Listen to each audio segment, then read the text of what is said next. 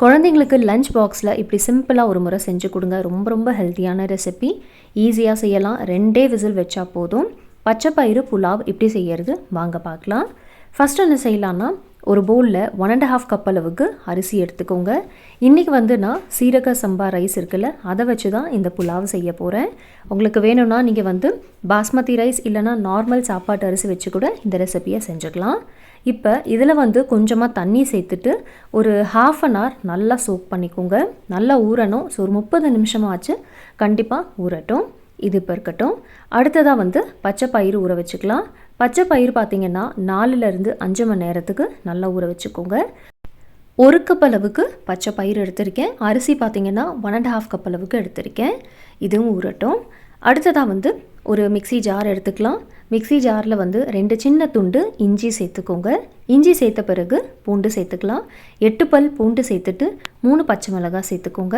இப்போ இதெல்லாம் அரைச்சிக்கலாம். ஸ்மூத்தெல்லாம் அரைக்க வேண்டாம், கோர்ஸாகவே கிரைண்ட் பண்ணிக்கோங்க. தண்ணி எதுவுமே சேர்க்கக்கூடாது. பாருங்கள், அரைச்சாச்சு. இது இருக்கட்டும். அடுத்ததாக ஒரு குக்கர் எடுத்துக்கலாம். குக்கரில் 2 டேபிள் ஸ்பூன் அளவுக்கு எண்ணெய் சேர்த்துக்கோங்க. இதோட 1 டீஸ்பூன் நெய்யும் சேர்த்துக்கோங்க. நெய் மெல்ட் ஆன பிறகு இதில் 2 பிரிஞ்சி இலை, 2 ஸ்டார் அனஸ், அதுக்கப்புறம் 2 ஏலக்காய், 2 லவங்கம் சேர்த்துட்டு 2 சின்ன துண்டு பட்டையும் சேர்த்துக்கோங்க. இதில் வெங்காயம் சேர்த்துக்கலாம். 2 மீடியம் சைஸ் அளவுக்கு வெங்காயமை ஸ்லைஸ் பண்ணிவிட்டு சேர்த்துருக்கேன்.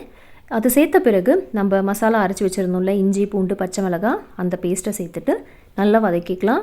வெங்காயம் பார்த்திங்கன்னா ஓரளவுக்கு நல்லா கோல்டன் ப்ரௌன் கலர் வரணும். பாருங்கள், பச்சை வாசனை எல்லாம் போயிடுச்சு. நல்லா வதக்கியாச்சு. இந்த அளவுக்கு வதங்கின பிறகு தான் இதில் நம்ம தக்காளி சேர்க்கணும். 3 மீடியம் சைஸ் அளவுக்கு தக்காளியை ஸ்லைஸ் பண்ணிவிட்டு சேர்த்துருக்கேன். இப்போ இந்த தக்காளியும் நல்லா சாஃப்டாக வதங்கணும். தக்காளி நல்லா வதங்கின பிறகு தான் இதில் நம்ம ட்ரை மசாலாஸ்லாம் சேர்க்கணும். பாருங்கள், தக்காளி நல்லா சாஃப்டாக வதக்கியாச்சு.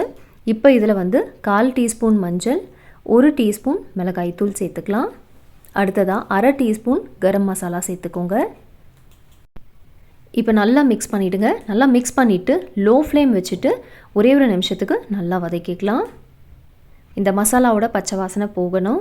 ஸோ 1 நிமிஷத்துக்கு நல்லா வதக்கின பிறகு இதில் நம்ம தண்ணி சேர்த்துக்கலாம்.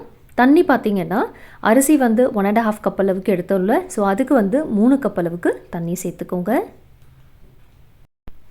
அரிசிக்கு 3 கப் அளவுக்கு தண்ணி சேர்த்தாச்சு. அடுத்தது பச்சை பயிறு 1 கப் எடுத்திருந்தோம்ல, ஸோ அதுக்கு 1 கப் அளவுக்கு தண்ணி சேர்த்துருக்கேன்.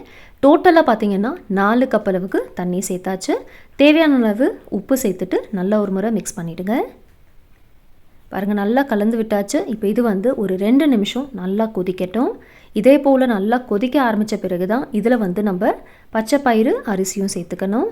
இப்போ இது நல்லா கொதிக்க ஆரம்பித்தாச்சுல, இப்போ ஃபஸ்ட்டு அரிசி சேர்த்துட்டு அதுக்கப்புறம் பச்சை பயிறு ஊற வச்சது இருக்குல்ல, அதுவும் சேர்த்துக்கலாம். சேர்த்துட்டு நல்லா ஒரு முறை மிக்ஸ் பண்ணிவிடுங்க. இந்த தண்ணி நீங்கள் டேஸ்ட் பண்ணி பாருங்கள். கொஞ்சம் உப்பு ஜாஸ்தியாக இருக்கணும். அப்போ தான் இது வெந்து வரப்போ உப்பு கரெக்டாக இருக்கும். இப்போ அரிசி பருப்பு சேர்த்த பிறகு இது நல்லா கொதிக்கட்டும். 2லேருந்து 3 நிமிஷம் நல்லா கொதிக்கணும். பாருங்கள், இதே போல் அரிசியெல்லாம் மேலே தெரிய ஆரம்பிக்கணும். ஒரு 50% அரிசி இப்போவே நல்லா குக் ஆகிடுச்சு. இந்த ஸ்டேஜில் குக்கரை க்ளோஸ் பண்ணிவிட்டு 2 விசில் வச்சா போதுங்க. 2 விசிலுக்கு மேலே வைக்காதீங்க.